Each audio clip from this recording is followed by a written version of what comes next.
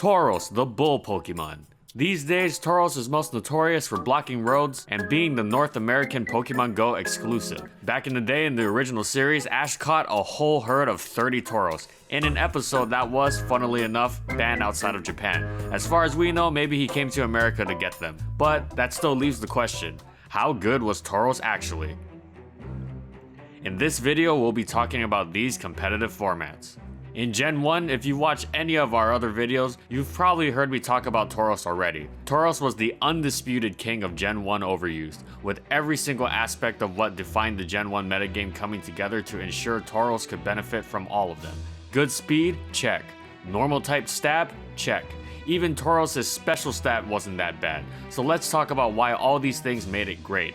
Even Nintendo Cup knew it was great, with several sets using other options like Thunderbolt and Double Team making appearances before it settled down into its modern variant. In fact, Tauros actually ended up banned from the 1999 Nintendo Cup because of just how overbearingly powerful it was. Tauros' speed is one of the most important components in its considerably powerful package. By itself, that speed means it could outspeed threats like Alakazam, Starmie, and Jolteon, and considering what a punch Tauros packed, being outsped by it could be GG. That punch primarily came in the form of Hyper Beam, which did a disgusting amount of damage coming off of a stab 100 base attack Pokemon. As you might know, Gen 1 Hyper Beam doesn't have to take a turn to recharge if it knocks out a Pokemon, meaning if something is in Tauros' KO range, it can consider itself done for. But as good as Hyper Beam was, Tauros' most powerful tool was actually Body Slam, able to dent anything that switched into it and possibly paralyze it, and in Gen 1, you do not want to be paralyzed. In fact, paralysis was one of the few ways to slow down the wild bull Pokemon,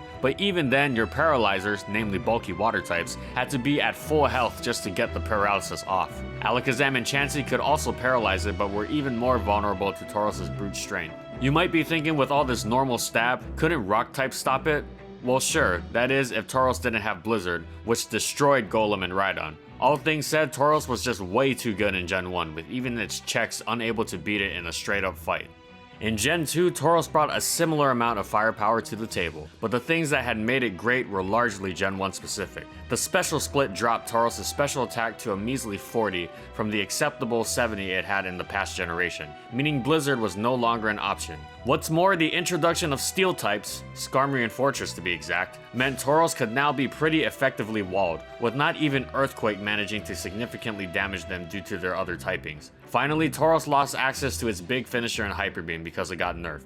It is now forced to rely on the slightly underwhelming Double Edge, which also came with a nasty drawback of 1/3 recoil. Make no mistake, Tauros was still one formidable bull, especially capable of sweeping if its counters were removed, but it ended up dropping significantly in usage, a far cry from its reign in the gen before.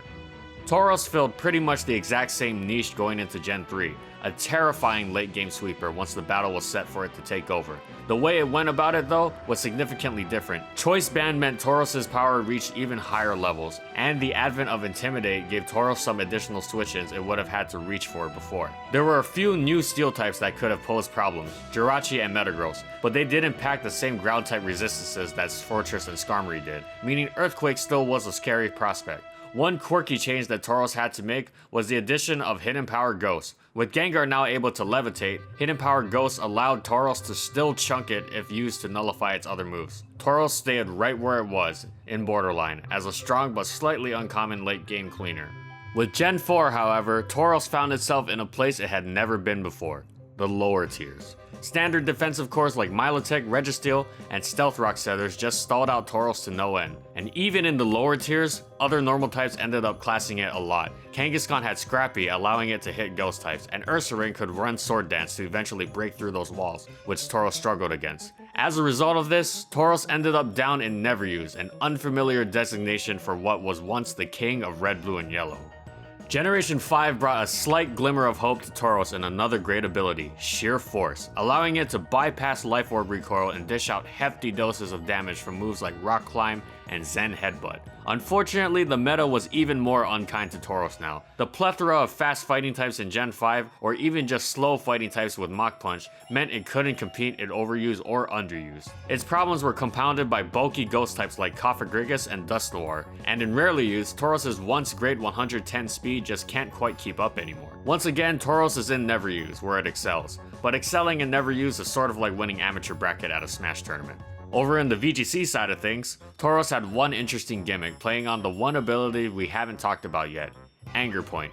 Anger Point, in case you're not familiar, and I wouldn't blame you to be honest, boosts the Pokemon's attack stat to its absolute maximum if it's hit by a critical hit. Certain sets would have a partner use the guaranteed critical hit of Frost Breath to make Tauros a suddenly world-destroying force, but the issues with this strategy are numerous. For one, Tauros still has to take a hit, and it's still weak to any priority moves or really anything that's faster than it. And honestly, sacrificing 2 of your Pokemon slots for a Frost Breath setup is exactly what we called it before, just a gimmick. And like with almost every gimmick, this strategy didn't really see much top play, but at least it's still fun, right? And finally, Gen 6, do we need to even say anything anymore? It's a sad state of affairs for Tauros, who really can't swing it with anyone these days. Back when only a few Rocket Steel types existed, Tauros was fearsome. However, these days, its horns have been cut. Even in Never Use, there are things like Regirock and Caracosta, and let's be honest, a base 100 attack isn't even impressive anymore. Sorry Tauros, you're never used again. If only you just got setup moves. And that's it, so how good was Tauros actually? Well, in conclusion, it's been a rough 2 decades for Tauros. What were once impressive stats now are decidedly average, and its few niches have been eliminated by the introduction of a whole bunch of things that shrug off normal types. Maybe if Tauros had gotten some additional moves, especially setup ones, it could hang, but honestly, power creep probably means it would still be in the lower tiers anyway, without something drastic. Tauros was a wild bull in its youth, as the king of red, blue, and yellow, but its middle age has slowed it down and made it distinctly less intimidating, even if it's one of its abilities. A classic case of not being able to keep up with the times, and that's really sad to say considering how good it was in the first generation. Thanks for watching everyone. If you liked the video and you want to see more, be sure to subscribe to False Swipe Gaming for more weekly Pokemon content, and of course, comment on which Pokemon you want to see next. Also follow my crew and I on these social media platforms. Alright, that's all I got. Peace out everyone.